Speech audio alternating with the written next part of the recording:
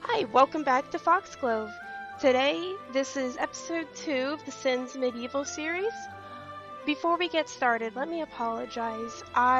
When I was recording this, I didn't realize that I forgot to hit the one check mark on my recording software, so I did not record the actual game as far as the game audio goes. So again, I really apologize for that. I made sure that in future episodes that it will be correct here. Alright, well, let's get into this.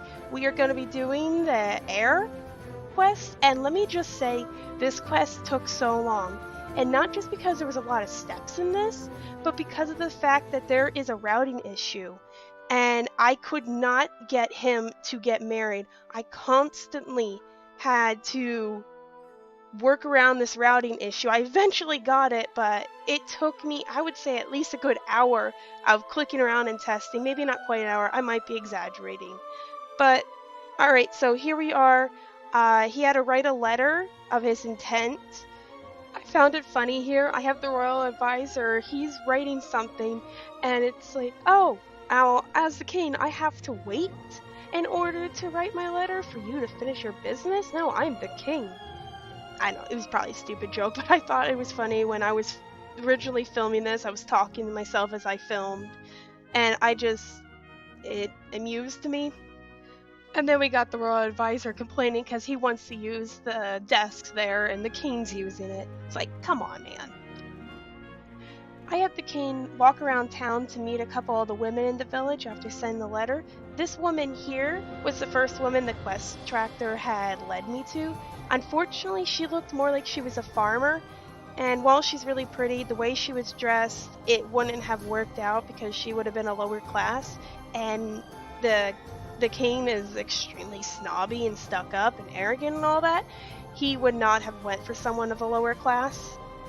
This woman was over at the throne room, and she honestly looked like she was dressed as a higher class, obviously not as high as a princess or anything, but I decided to make her one of the potential spouses just because of how she was dressed and how she seemed to present herself. I figured she would be a really good match for him. The next potential wife was this woman here. Turns out she was actually a flower seller, and I did not realize that at the time. She was wearing an elegant dress, and I didn't pay attention to her title. And she's very pretty, so I feel like Gilbert would have liked her just because she's a pretty face. The final and seemingly most fitting of the potential wives was this girl right here. She's actually one of the princesses from a neighboring territory. Her being royalty, she seemed like the best match for Gilbert. Having picked all three of his suitors, he had to decide what he wanted in a mate, and I chose that the wife had to be fierce and aggressive. I feel like he would want someone very strong. The princess ended up losing her fight against the king, and she basically remarked that he doesn't really deserve her. He ends up winning against the flower girl too, but she remarks that it was actually a fun time, even if she didn't really understand why they needed to fight to show that she was worthy of him. The final one, the noblewoman, she ended up being the only one that could defeat him in a fight. So at that point, I decided that she was obviously the one, and the game had decided that she was one of the two that he had to pick from. We were able to pick between the flower girl and this woman here. Unfortunately, the princess was out of the running. Honestly, it was a shame because I thought the princess was going to be the best suitor. You know, at least it was a noblewoman that he ended up marrying, but it would have been nice to have the princess. But that's just not how the game went because she wasn't even an option for me to choose from. Having chosen a suitor, I had one more choice to make before going any further. I had to decide if he was going to pursue this woman with love or if it was going to be strictly business. And I decided for the better of the child that the child should be born through a marriage with love. Although, let's be honest, him being the king, she was gonna accept his offer. It was honestly pretty ironic that he went to give her the letter. The other potential wife was right there, so she saw everything. Though they're actually still friends, but now it was a choice to decide what virtues to get. And the first one I went for was obviously some type of strength, because being a potential future ruler or heir, you'd want to be strong for your kingdom. To get these virtues that he believes will be passed on to his future child, he had to go and reenact the skills that he wanted his child to have. First one being strength, so I figured why not go and fight one of these pirates that are always here at the harbor. And he did end up winning. I'm honestly surprised that the king was okay with all these pirates just chilling at his harbor, considering pirates were normally not accepted by many kings, and the kings that did accept them, it's usually through bribery or because they hired them for something. Yeah, I probably need to do a little bit of a history refresher on pirates, but I did look into some of it before, and it's honestly really interesting. But this is unrelated to this whole series. I figured to just show the entire fight scene here because it's neat to watch the fights because you don't get that in the normal Sims.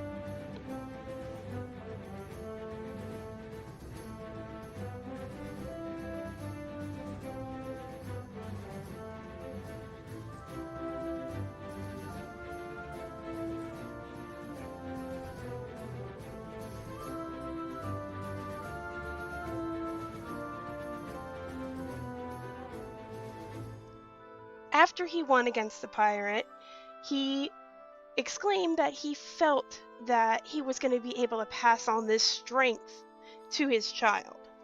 Now, I don't know the logic in that, but that's what he decided. That's how he felt, so we're just going to go with it. He then had to choose where he was going to find the second virtue for his child, and decided to go into the village so he could see the people. And by going to the village, he was able to understand how the villagers feel, their heart, and the child would gain the virtue of generosity. The final virtue turned out to be intelligence, or at least wisdom, and he gained that one by prodding the minds of the locals by asking for deep insight. After collecting the 3 virtues, he goes to write in his journal, and I just love the expert that he ended up writing it, and it just made me laugh.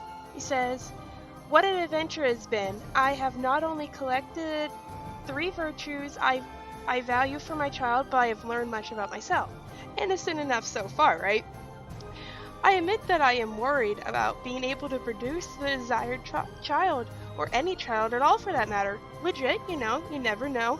The last line kills me. What if the sword is not sharp?"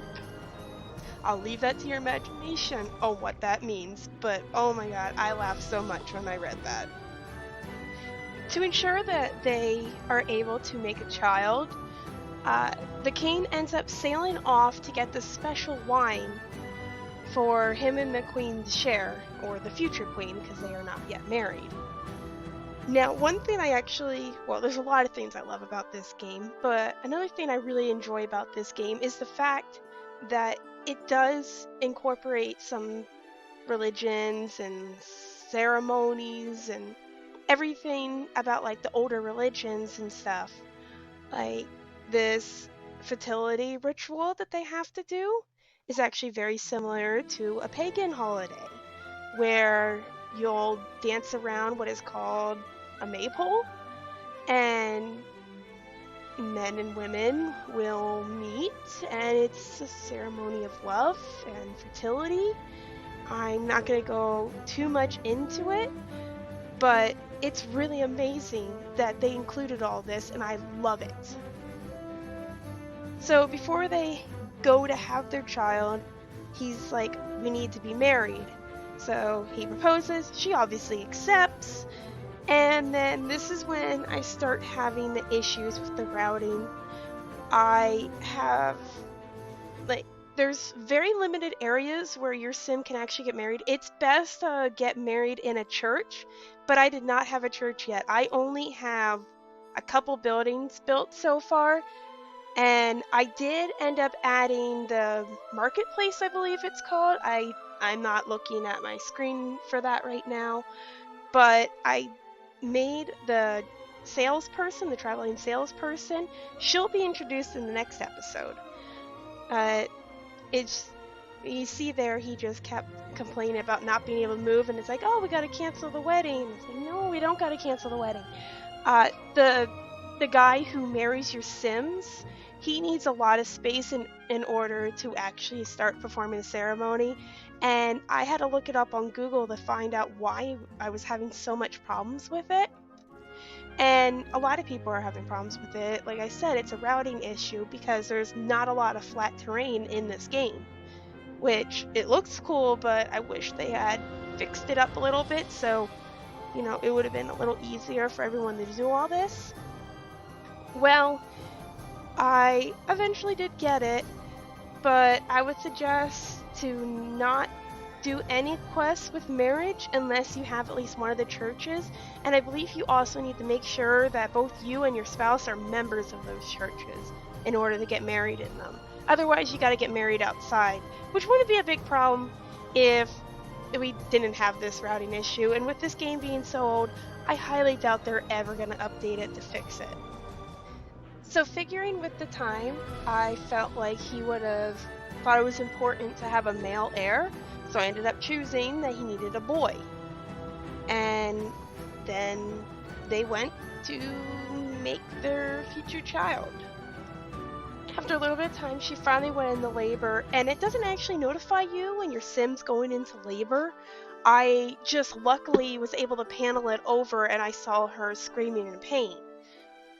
So, and it was funny because, you know, even in this game, they're still kind of panicky, but not quite as much as like other Sims. They're not screaming and wailing their arms around.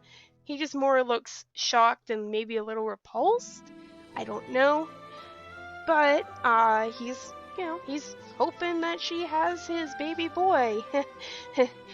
And ironically, he ends up having a baby girl. And I named her Rosalie because I thought that was a really cute name for a princess.